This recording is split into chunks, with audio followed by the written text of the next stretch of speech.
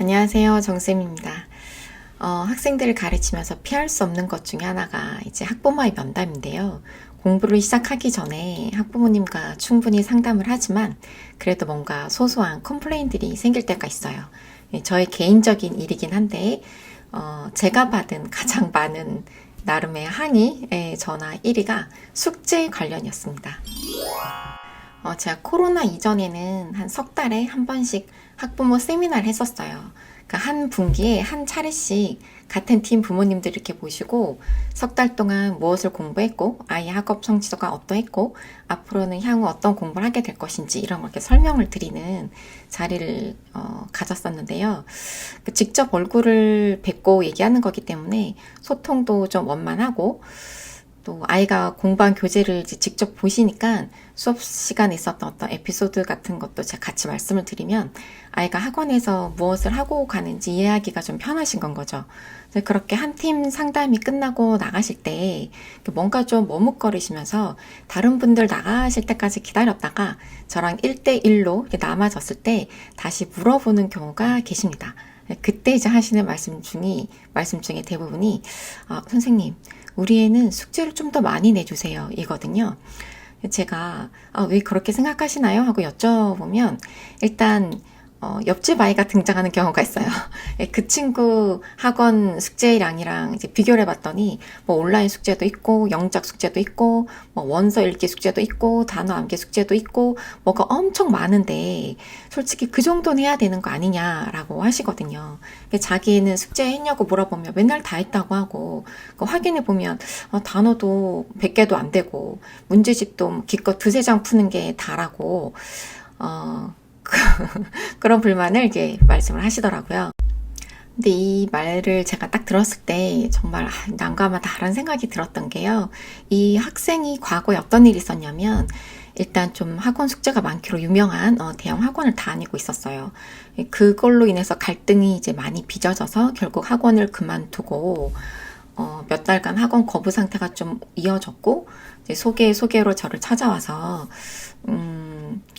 영어 싫다는 소리만 안 나오게 해주시면 돼요. 학원 가기 싫어. 이 소리만 안 나오게 하면 된다. 이 두 말씀만 엄청 반복해서 강조하셨던 분이란 말이죠. 그리고 그 이후 몇 달간은 만족도가 상당히 높으셨어요. 학원 갈 때마다 뭐 전쟁을 치르지 않아도 되고, 심지어 막 어떤 날은 빨리 가서 놀 거라고, 이렇게 학원 정해진 시간보다 좀 빨리 집을 나서기도 하니까 어머니 입장에서는 상당히 좋으셨던 거죠. 이제 그러다가 서서히 시간이 흐르면서 잊혀졌던 그 욕망이 다시 꿈틀거린 것 같다라는 생각이 이제 드는 건 거예요. 숙제 너무 적은 거 아니야? 단어량이 너무 적은 거 아닌가? 이런 또다시 이제 그릇된 욕심들이 자꾸 나옵니다. 그럴 경우에 아이에게 이 정도의 학습량과 숙지량이 가장 적절합니다라는 거를 설득시키는 게 그렇게 쉽지는 않은 것 같아요. 그때는 그래요 라고 하시지만 시간이 조금 더 지나면 같은 말을 또 계속 반복해서 하시는 경우가 생기거든요. 이 어머니도 마찬가지였는데요. 아이가 숙제 시간이 너무 부족해서 밥 먹을 때도 막 책을 옆에 펼쳐놓고 숙제를 하고 주말에는 아예 숙제하는 날로 정해져 버려가지고 친구랑 약속을 할 수가 없고 또 아이가 기본적으로 숙제를 안 하면 불편함을 느끼는 아이였던 것 같아요. 막 울면서 숙제를 한다는 건 거예요. 못한다는 소리를 못하고 막 울면서 어쨌든 숙제를 그렇게 해가는 걸 보면 마음이 너무 아프다고 저에게 하소연을 엄청 하셨단 말이에요. 근데 그 학생이 언젠가부터 조금 이상한 말을 저한테 자꾸 하는 거예요. 선생님, 제가 문제집 더 풀어야 되는 거 아니에요? 뭐라던가. 아니면 뭐 선생님, 제가 단어 더 외울까요? 쌤, 영작 공부는 우리 시작 언제 해요? 뭐 이런 식으로. 제가 좀 이상해서 물어봤죠. 너 지금도 너무 잘하고 있는데 뭐 때문에 불안한 거냐? 예전에는 너 숙제 많아서 그만뒀었잖아 라고 이렇게 얘기를 하니까 근데 이제 엄마가 여기는 숙제가 너무 적다고 자꾸 다른 곳을 알아보신다는 건 거예요. 자기가 다른 곳은 가고 싶지 않으니까 차라리 선생님이 숙제를 조금 더 내달라는 건 거예요. 근데 이게 아예 요구사항이 짠하기도 했지만 저도 이 학생과 또 수업하는 게 좋았고 적절하게 이제 시간을 때울 수 있는 좀 쉬운 문제집을 한 권 이렇게 넣었거든요. 근데 그리고 나서 어머니께 문자를 드렸죠. 복습용 문제집을 하나 더 이제 시작을 하겠습니다라고 했는데 안 그래도 전화 드리려고 했다. 학습량을 좀 늘리면 안 되냐. 돈은 더 드릴 테니까 3-4시간씩 좀 하고 다른 학원 보면 막 3시간, 4시간씩 붙잡아 주던데 선생님 수업 시간 너무 짧은 거 아니냐. 주 1회를 더 봐주셔도 좋을 것 같고 이런 말씀을 너무 이렇게 하시니까 저는 이분이 그때 거의 막 울먹이시면서 아이가 너무 안 됐다고 하셨던 분이 맞나? 라는 생각이 들었죠.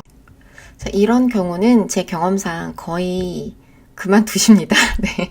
학부모님들을 만족시키지 못했던 것 같아요. 이 경우가. 그러니까 숙제에 대한 클레임이 들어올 때 그 숙제가 뭐 조금 분량을 늘리는 걸 원하시는 게 아니거든요. 좀 더 진짜 빡세게 하길 원하세요. 네. 이 정도를 다 풀 수 있나? 가능하세요, 어머니는?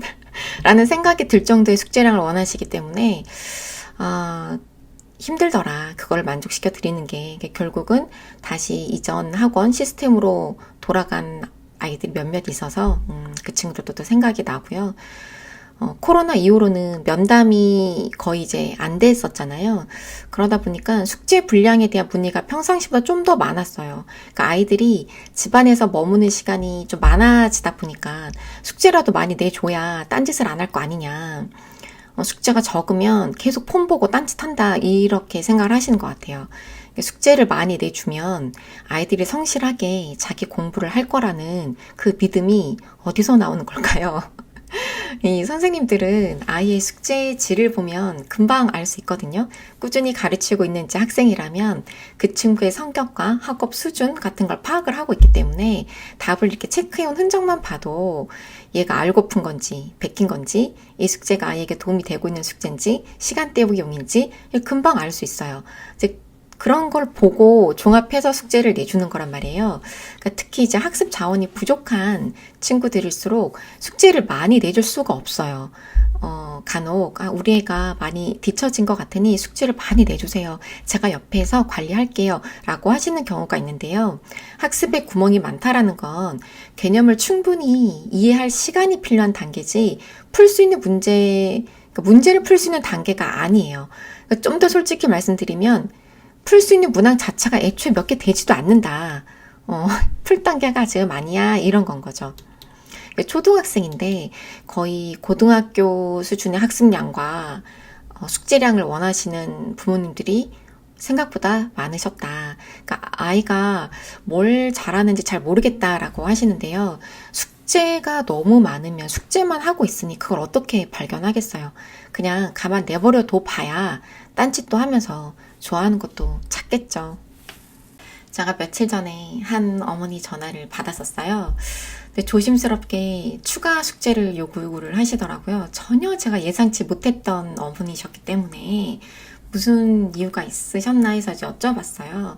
어머니께서 곧 수술을 하시게 되셨대요. 큰 수술이라 당신이 병원 생활을 하게 되면 아이들이 생활 패턴이 무너지거나 폰 사용 시간이 이제 길어질까봐 그 방지용으로 문제집 한 권을 풀어 놓으라고 시키고 싶다라고 이제 하셨어요. 일단 아이들을 놓고 큰 수술을 이제 받아야 하니 그 어머니의 그런 마음이 너무 전해져서 저도 같이 마음이 좀 많이 아팠고요. 그런 와중에도 아이를 이제 챙기고자 문제집 한 권을 이제 부탁하시려고 전화하셨을 그 마음이 또 어떠셨을까 싶어서 여러 가지로 착잡했어요. 일단 저는 어머니 마음을 좀 편하게 해드리고 싶어서 아이들이 쉽게 풀 수 있는 문제집을 골라서 일단 제시를 해드렸어요.